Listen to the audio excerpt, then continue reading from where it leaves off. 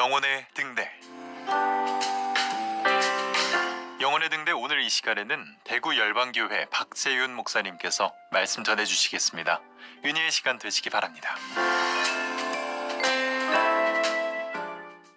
예수님을 믿지 않는 사람들이 예수님을 만나 구원받게 되었을 때 그는 세상을 살아가는 삶의 가치와 의미에 대해서 새롭게 생각하게 될 것입니다.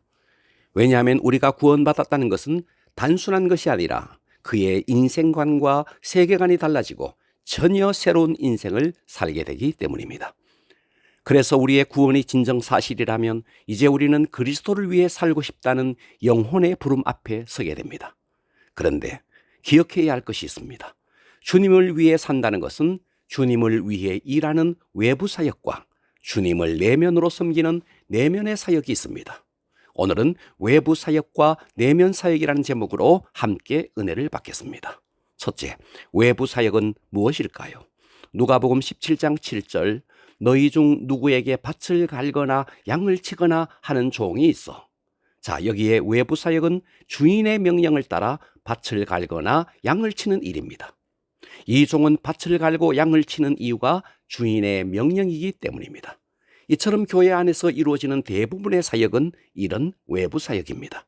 말씀을 전하는 설교자나 찬양 인도자나 전도자나 등등 교회의 거의 대부분은 외부 사역입니다. 우리가 구원받았다면 주님을 위해 이런 외부 사역을 해야 합니다. 왜냐하면 이 사역은 주님이 명했기 때문입니다.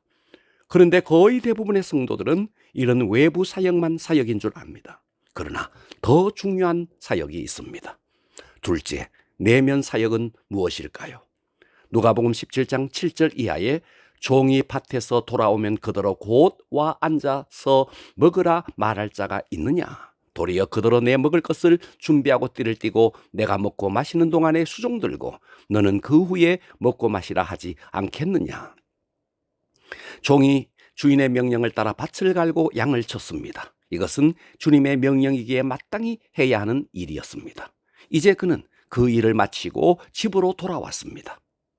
종이 돌아가는 곳은 사랑하는 자기의 아내와 자녀들이 기다리는 그의 가정이 아니었습니다. 그는 여전히 종으로 주인이 식사를 마칠 때까지 섬기는 일을 해야만 하는 것입니다. 이처럼 종의 임무는 밭에서 사역하는 외부 사역과 집안에서도 주인을 섬기는 내면 사역이 있습니다. 외부 사역은 주인의 명령에 순종하는 것이라면 내면 사역은 주인 자체를 섬기는 것입니다.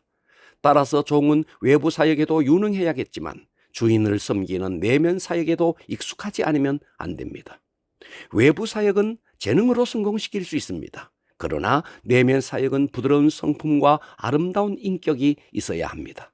만일 이런 것이 결여된 채 경솔하고 거칠고 강팍한 인격으로는 주인의 기분을 상하게 할 수도 있습니다. 그래서 외부 사역은 능력이 필요하지만 내면 사역은 자기 부인과 겸손이 요구됩니다. 외부 사역은 구체적인 열매가 눈에 보이지만 내면 사역은 눈에 보이는 열매도 없습니다. 그러므로 외부 사역에 비해 내면 사역이 훨씬 소홀해질 수 있습니다. 그래서 셋째, 내면 사역이 우선이라는 것을 깨달아야 합니다. 외부 사역과 내면 사역 중에 우선순위는 당연히 내면 사역입니다. 주인을 섬기며 그 주인의 음성을 듣는 것이 외부 사역보다 훨씬 더 본질적인 일입니다. 내면 사역을 통해 주님의 심정을 충분히 이해할 때 외부 사역도 성공적으로 이어갈 수 있습니다.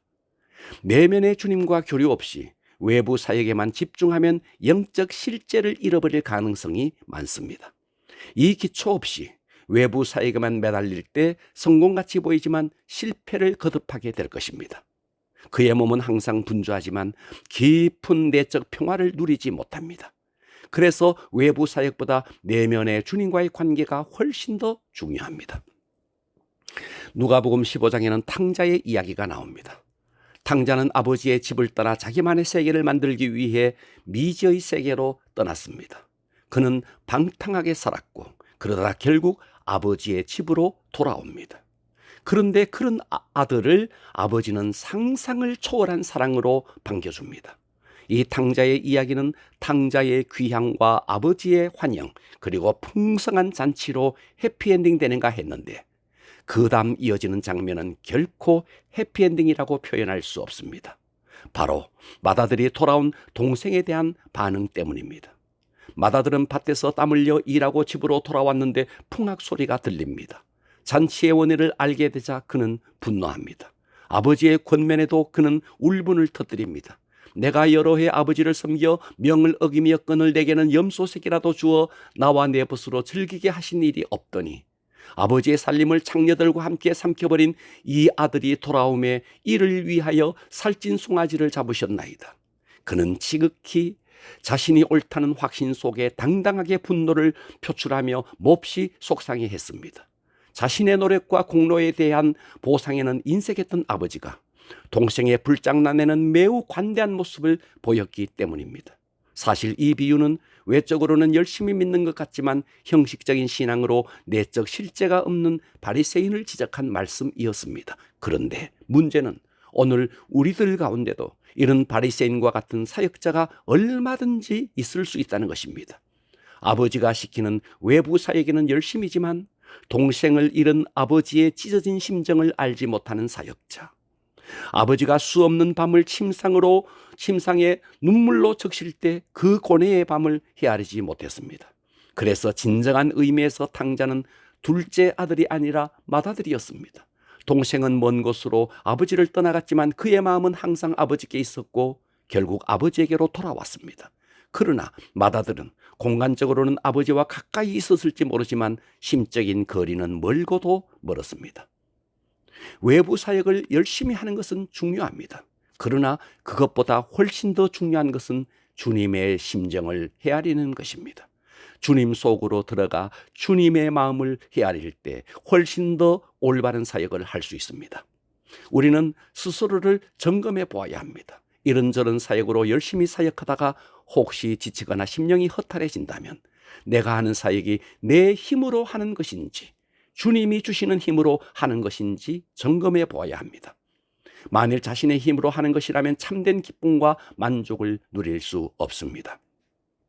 오히려 초조함과 의무감과 불안감이 있을 뿐입니다. 그러므로 외부 사역 이전에 내면에서 주님으로부터 충분히 영적 능력을 공급받는 것이 우선입니다. 이 우선순위가 잘못되면 외적 성취가 있을지라도 그 열매는 오래가지 않습니다. 사역자는 이 일 자체보다 주님을 가까이서 경험하는 것이 우선입니다. 일에 빠진 사람은 탈진할 수 있으나 주님께 빠진 사람은 탈진하지 않고 그 내면에 세상이 이해할 수 없는 거룩한 영광과 기쁨과 행복이 넘쳐납니다. 일보다 중요한 것은 주님입니다. 우리는 먼저 주님 앞에 나아가 그분의 임재 가운데 깊이 들어가야 합니다.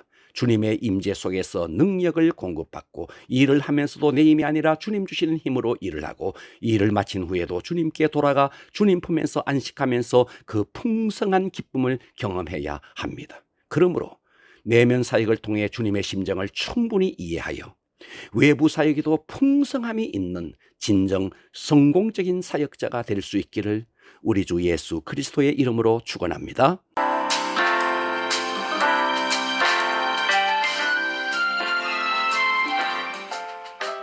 영혼의 등대 지금까지 대구시 달서구 월곡로에 위치한 대구 열방교회 박세윤 목사님의 말씀으로 함께 하셨습니다.